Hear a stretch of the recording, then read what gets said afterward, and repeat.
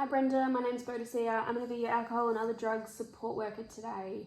We'll grab a seat and we'll have a chat and see what's going on, okay? Can you tell me what's going on, what's brought you into the centre today? I prefer not to say. Okay, so I've got a referral here, Brenda, that's stated a few things, so I'll just go over them with you. So from what I can read here, you've been court ordered to attend the centre here today. Based off a few things that have been going on, they've stated that there's been some shoplifting, and you've just had a few other convictions prior to this most recent one. Okay, so let's address that. So by the looks of it, they've stated that there's been some drug use and addiction history over the last couple of years.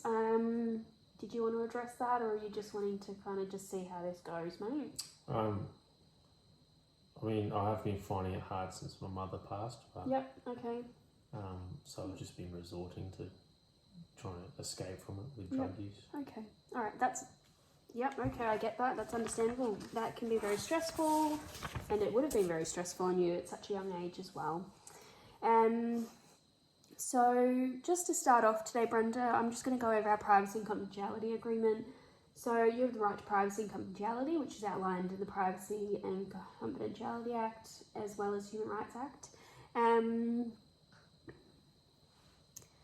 which goes over your rights with disclosure of information. So during this meeting today, I'll be taking notes for my personal reference to look back on and to discuss further as we go further along on our next meeting. So anything that I do take and anything that is discussed with myself or a colleague, that is going to remain confidential between myself, yourself, and any other caseworker that needs to become involved at any point. Your information won't be shared externally without your consent unless the courts require it, which in this case they're going to request information, given that it was a referral from the court, so they will be requesting that to ensure that you're ticking their boxes, essentially, Brenda. If child safety gets involved at any point, they have the right to request your information, and the police also have the right to request information from here as well, if that's, for example, they need to follow up on an investigation. Another point where your information and privacy would be shared externally would be if yourself or somebody else is at risk of harm as well. Okay? So at any point, you have the right to check the information that I take note in. You have the right to amend and add to it. That is your information, and that's your right to do so. Okay? Lovely. So moving forward, we're going to do a screening tool for your drug use to kind of gauge where you're at, how far into addiction we're looking, and how that's affecting you, okay? So the purpose of that tool is to identify supports that you will require and to look at the best support options moving forward for your health and your well-being, okay? Obviously, you have the right, and I want to make sure that you're aware of that, to refuse completion of this tool. I will say, however, that given that you've been court ordered to attend this alcohol and drug centre today, I would strongly suggest that we go over that and look at that and explore that, given that it has been a referral. Okay? Beautiful. All right, here's this. We'll work through that.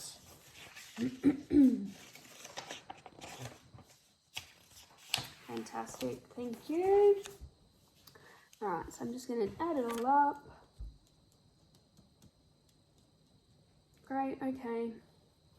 So, just to put it into a bit of context, Brenda, the highest score you can get on these is about 44, and the lowest would be a 0. So you're sitting at 29 at the moment, so you're quite up there in terms of drug use and drug addiction, and I can see here why you've been referred. How does that make you feel in terms of where you thought you might be at with drugs and addiction? prefer not to say. Okay. Yep, that's okay. So given these results, I've got a few suggestions for treatment moving forward, and we can look at those together, okay? Mm-hmm. So there's a few different options. I personally am going to suggest that we look at a withdrawal and rehabilitation centre, given your results with the DUDIT screening tool here. So the rehabilitation and withdrawal centre will be a 24-hour option where you can be an inpatient or outpatient. Inpatient will probably be best in this situation, given that you've been struggling to keep employment and you've been trying to find food through means of stealing and not so suitable. Okay, so we've also got ATOD support meetings that we can look at as well, and the withdrawal and rehabilitation centres can also offer massage and meditation sessions to try and help with relaxation and see what's going on there mentally and kind of bring down some stress. We can also look at family supports that you've got available. Family and friends might be a good thing to reach out to and see who's available for support. And we're also going to look at getting some counsellors involved if that's something you'd be comfortable doing. Mm-hmm. Yeah, okay. Finishing up there, I'd like to make a suggestion that we even do a referral for a GP for a general checkup and suggestions to improve your health outcomes. And also, if you'd be comfortable, perhaps a nutritionist to go over your diet and see where we can improve things there as well. Mm-hmm. Okay, beautiful. Great.